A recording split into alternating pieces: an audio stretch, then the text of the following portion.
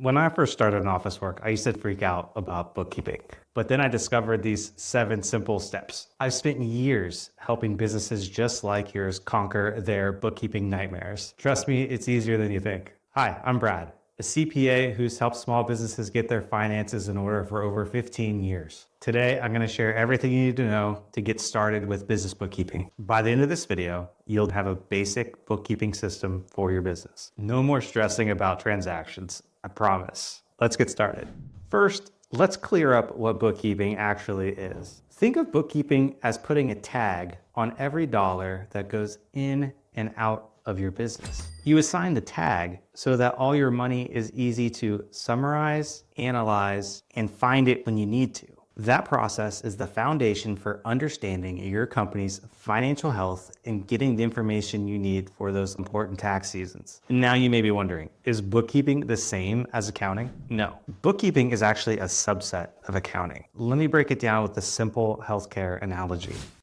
Bookkeeping is like making a list of total patient charges seen for a day, supplies used, and payroll costs for staff. Accounting is taking that list, being able to check it for errors and omissions, organizing it into reports and usable information for decision making, and understanding if it is compliant. For decision making, it can be used to decide if you need to raise your prices or find cheaper vendors for supplies. So here are the 7 simple steps. Step 1, separate your personal and business transactions. For most types of businesses, it's required by law. Imagine trying to sort through a shoebox of receipts to distinguish your personal and business expenses. It's like having 2 different closets in your house, one for everyday clothes and one for work uniforms. If you mix them up, you'll never really know how many days you're wearing work clothes and how many days you're wearing personal clothes. Plus, when tax time comes, you won't want to dig through your whole closet trying to remember which shirts were for work. So some quick action items: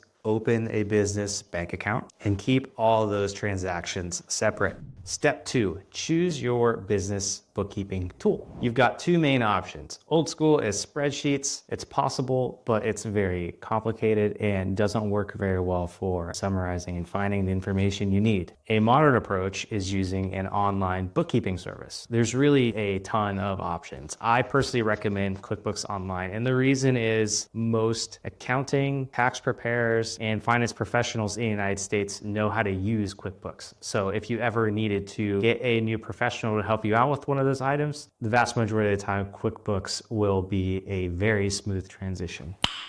Nice. Think about the difference between going through a grocery store with your pen and paper, which people are familiar with, but nowadays you can go onto Instacart and shop through all your items on a list and have the exact running total of the amount of money you intend to spend. The app will cost a little bit more money, but for convenience and ease of use for some households, it makes sense and even can warn you if you're going over budget. Step 3. Single or double entry bookkeeping. Let me break this down in simple terms.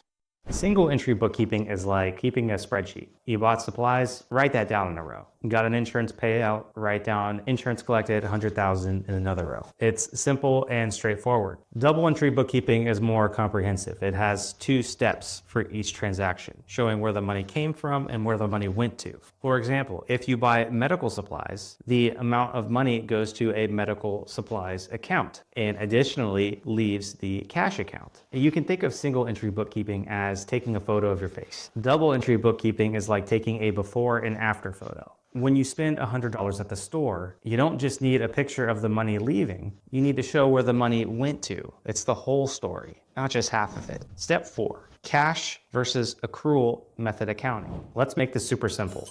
Cash method records transactions immediately as they happen. Someone buys aspirin from you for $1, you record $1 income right then. You buy a bottle of aspirin for $5 for supplies, you write down $5 as an expense when you pay it. In the accrual method of accounting, you record income when you earn it and money out when you owe it. Someone orders a bandage from you for $1, you record the income even if they're gonna pay it tomorrow. You get an invoice for $5 for a roll of cotton, you write down the expense now, even if you're not gonna pay until next week. Imagine you're planning a vacation. Cash method is like only counting the money you've actually paid. Your hotel deposit, your plane ticket, theme park tickets. The accrual method is like recording everything you've already committed to buying, even if you haven't paid yet. Like the restaurant reservation you'll pay for when you get there, or the rental car you've booked for next month. Step 5, recording transactions. Every time money comes in, record the amount, the date, who paid, how they paid, and what they paid for. For expenses, record the amount spent,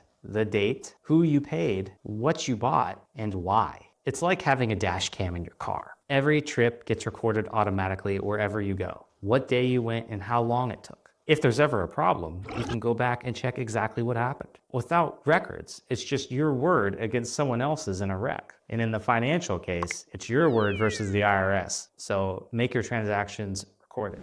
Step 6, categorizing transactions. Here are the main categories. Using our healthcare business example, revenue will be patient payments and insurance payments. Cost of services will be clinical staff payroll, medical supplies, and the cost of your EMR. Operating expenses will be things like rent, utilities, office staff payroll, and office supplies. Other accounts will be asset accounts, equity accounts, and liability accounts. Assets are what you own. It's your office equipment, furniture. Liabilities are money you owe other people, such as credit cards or business lines of credit. And equity is how much of the business you own. So this will usually have retained earnings and owner distributions. Think about organizing your kitchen. Everything in your kitchen goes in a different drawer or cabinet. Spices go on a shelf, pots go in a bigger space, utensils go in a drawer. When you need to cook, you know exactly where everything is. Same with the business. Every transaction has its proper place, and an accountant needs to be able to find those transactions. Step 7,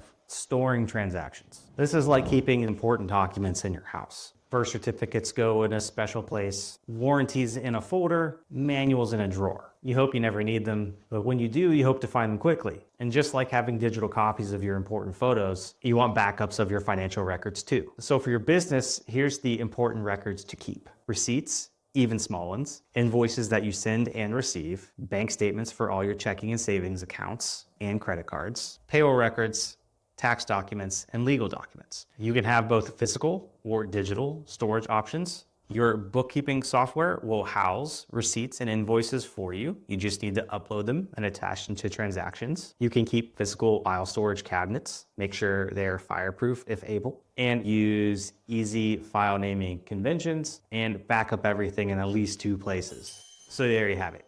Everything you need to get started with basic bookkeeping in business. Knowing the basics of bookkeeping is just the first step. To really master your business finances, you need a solid routine. In my next video, I'll show you exactly what your business needs to do when you get paid step by step. Watch that video here.